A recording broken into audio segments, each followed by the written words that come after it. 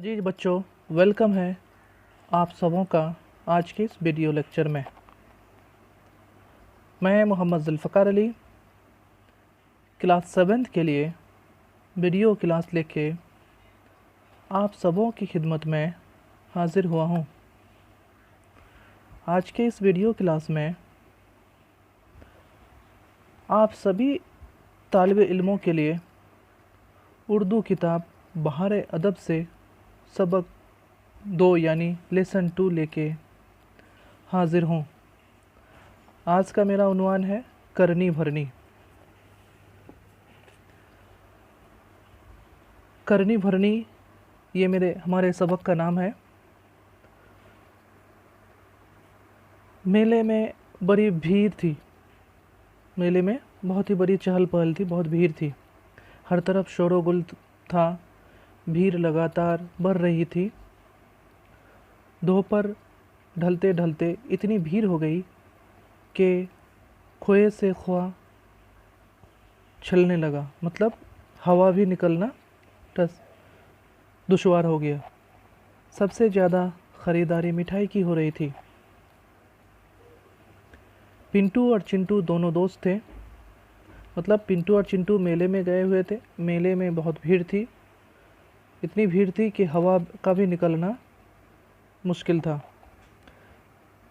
पिंटू और चिंटू दोनों दोस्त थे। वो भी मेले देखने के लिए गए थे। इधर उधर घूमते घुमाते पिंटू चिंटू से बोला, मिठाई खाओगे? पिंटू ने कहा, यार मुझे मेले की मिठाई अच्छा नहीं लगता है। मतलब मेले की मिठाई का क्या खाना, अच्छी तो होती नहीं। पिंटू बोला, अगर फोकट में खाने को मिल जाए तो बुरी है। मतलब अगर फोकट में मिल जाए तो क्या बुरी है। उसके बाद चिंटू ने हैरत से पिंटू को देखा और पूछा, फोकट में कैसे? लो मैं बताता हूँ। पिंटू बोला, ज़रा कान मेरे मुंह के पास लाओ। चिंटू ने अपना कान पिंटू के मुंह के करीब कर दिया। कुछ देर तक पिंटू उसको कुछ समझाता रहा। उसके बाद दोनों ने हाथ मिलाया और एक ऐसी दुकान की तरफ बढ़ गए जिस पर बहुत ज़्यादा भीड़ थी। वह आदमी मिठाइयों के इसमें तोलने में बिजी थे, लेकिन 20-25 के करीब ख़रीदने वाले थे। दोनों भीड़ में घुस गए। पहले चिंटू ने 100 ग्राम मिठाई ख़रीदी और हलवाई को 100 रुपये का नोट दिया। हलवाई ने नोट को एक नज़र देखकर गल्ले में डाल दिया और मिठाई के साथ बाकी पैसे वापस कर दिए। उसके बाद एक और ग्राहक ने मिठाई ली। उसके फ़ौरन बाद पिंटू ने 1 किलोग्राम मिठाई ली और मिठाई का डब्बा हाथ में लेकर हलवाई से बोला, लाओ लाला, बाकी पैसे भी वापस कर दो। हलवाई बहुत हैरत से देखता रहा। तुमने पैसे दिए ही कहाँ हो? जल्दी से पैसे निकालो। पिंटू गुस्से से बोला, लाला क्या दिमाग ख़राब हो गया है? मैंने अभी तो 100 रुपये का नोट दिया है, तुम कहते हो पैसे नहीं दिए। याद रखो, बेईमानी करने से दुकानदारी ख़राब होती है। लाला को भी गुस्सा आ गया और बोला, ज़्यादा बकबक मत करो। तुमने किसके सामने पैसे दिए हैं? झूठ बोलते हुए शर्म नहीं आती? लाओ निकालो पैसे। पिंटू भी तेज हो गया। वह बोला, लाला अकेले समझते हो क्या? मैंने इन सब लोगों के सामने पैसे दिए हैं। मैं कसम भी खा सकता हूँ। क्यों भाई लोगों, क्या उन्होंने आपके सामने पैसे दिए? हलवाई ने ग्राहकों से पूछा, लेकिन किसी ने कोई जवाब नहीं दिया। किसी ने कोई जवाब नहीं दिया। पिंटू बोला, लाला पैसे वापस करते हो तो सीधे हाथ से कर दो, नहीं तो तुम जानते हो जब सीधी उंगलियों से घी नहीं निकलता तो उन्हें टेढ़ा करना पड़ता है। जैसा कि ये एक कहानी था, उस कहानी में 2 लड़का मिठाई ख़रीदने गया था। इस कहानी से हमें ये सबक मिलता है कि किसी को भी धोखाधड़ी नहीं करनी चाहिए। तो ये कहानी था। इस तरह से कहानी बहुत बड़ी कहानी है। इसको पढ़ने से बहुत टाइम वक्त लगेगा। तो हमने इस कहानी का खुलासा किया है, मतलब इसको निचोड़ करके उसका शॉर्ट करके किया है। ये खुलासा है, समरी, करनी भरनी। हम लोग खुलासा के तौर पर अच्छे अंदाज से पढ़ते हैं। जैसे देखिए यहाँ पर है पेश नज़र, करनी भरनी हमारी दरसी किताब बहार अदब से माखूज है। मजमून निगार, इस मजमून में हम सबों को नसीहत किया है और वाजह किया है कि धोखेदारी का सज़ा धोखा ही मिलता है। जैसे पिंटू और चिंटू मेले में भीड़ को देखते हुए फोकट की मिठाई खाने का मंसूबा बनाया था। दुकानदार भीड़ में मशरूफ़ था। उसी को देखते हुए चिंटू 100 ग्राम मिठाई खरीदी और हलवाई को 100 रुपये का नोट दिया और मिठाई के साथ बाकी पैसे वापस कर दिए। उसके फ़ौरन बाद पिंटू ने 1 किलोग्राम मिठाई ली और मिठाई का डब्बा हाथ में लेकर जा रहा था। तो ये हो गया, क्या है, ये हो गया खुलासा है। इसको जो है हम लोग पूरे कहानी को ना पढ़ के थोड़ा सा शॉर्ट करके पढ़ा दिया गया, जिससे आप लोग समझें कि दो लड़का था, वो दो लड़का अपनी चालाकी और होशियारी समझ करके मतलब दुकान में जाके फोकट का मिठाई खाना चाह रहा था और इससे हलवाई से धोखाधड़ी करके, उसको धोखा दे करके और थोड़ा सा प्लानिंग करके, मंसूबा बना करके जो मिठाई लिया उससे उनको धोखा दिया। इस तरह धोखाधड़ी देने से खुद का ही नुकसान होता है, अपना भला ने कभी नहीं होता है।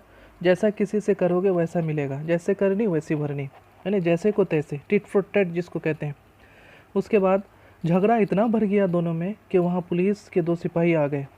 उन्होंने दोनों की बातें सुने और दूसरे ख़रीदारी से पूछा, लेकिन चिंटू के अलावा किसी ख़रीदारी ने यह नहीं बताया कि उसने हलवाई को 100 रुपये का नोट दिया था।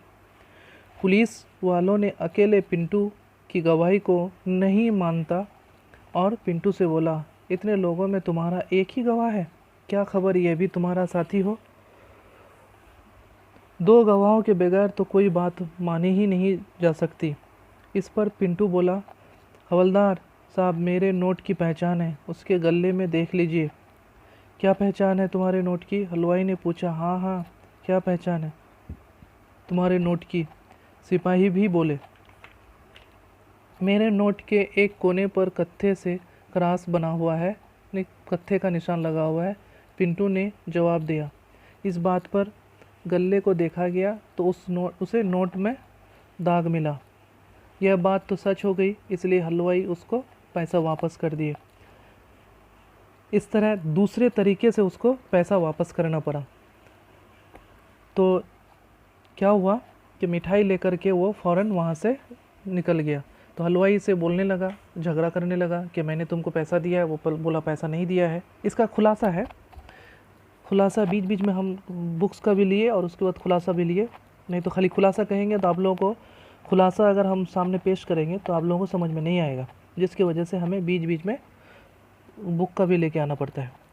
हलवाई से बोला, लाओ लाला, बाकी पैसे भी वापस करो। पिंटू और हलवाई के दरमियान बहुत बहस हुई, बहुत झगड़ा हुई, बहुत बात बढ़ गई। बाकी लोगों की गवाही ली गई। भीड़ इतनी भर गई थी कि उन्हें ख्याल भी नहीं था। फिर पिंटू ने नोट का निशान बताया। पिंटू ने अपना नोट का निशान बताया और कत्थे का जो क्रॉस किया हुआ था, बोला कि कत्थे का निशान है। तो उसी कत्थे के निशान से उन्हें अपनी नोट का पहचान बताया। उसके बाद जब निशान मिल गया तो हलवाई को मजबूर होकर रुपया वापस करना पड़ा। हलवाई को शर्मिंदा होना पड़ा और इसने बाकी पैसे वापस कर दिए। भीड़ से निकलते हुए पिंटू बहुत खुश था। भीड़ से निकलते हुए पिंटू इसलिए खुश था कि उन्होंने एक बाजी मार ली। समझ रहा था कि हमें आज फ़ायदा हो गया। हलवाई तो बेचारा शर्मिंदा होकर के उसको रुपया वापस कर दिया। भीड़ से निकलते हुए बहुत खुश था। दोनों समझ रहा था कि बाजी मार ली। कुछ दूर चलकर हलवाई के दिए हुए, जो हलवाई पैसा दिए हुए थे, पैसे उसने जेब में रखने चाहे तो पता चला कि भीड़ भाड़ में किसी ने उसकी जेब ही साफ़ कर दी। पिंटू की जेब में 450 रुपये थे। इस रकम के जाने का उसे बहुत दुख हुआ। इसलिए एक सच्ची कहावत है, जैसी करनी वैसी भरनी। मैंने वो जो पिंटू पैसा हलवाई से लिया था, तो वो पैसा उसकी जेब में पहले से ही पैसा था। तो तो जब उसका पैसा मिल गया तो वो क्या कर रहा था, उस पैसे को अपने जेब में घुसा रहा था, तो किसी ने उसकी जेब ही साफ़ कर दी, मतलब पॉकेट मारी कर ली। उसके बाद उसको अपना पैसा जाने का बहुत दुख हुआ, बहुत गम हुआ। इसलिए कहा जाता है कि जैसा करोगे वैसा पाओगे।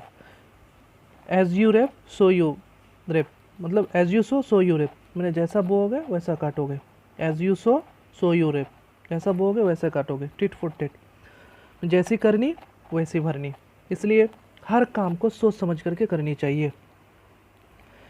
उसे अपने पैसे जाने का कितना दुख हुआ, कितनी गम हुआ, इस तरह से दूसरे का भी पैसा होता है।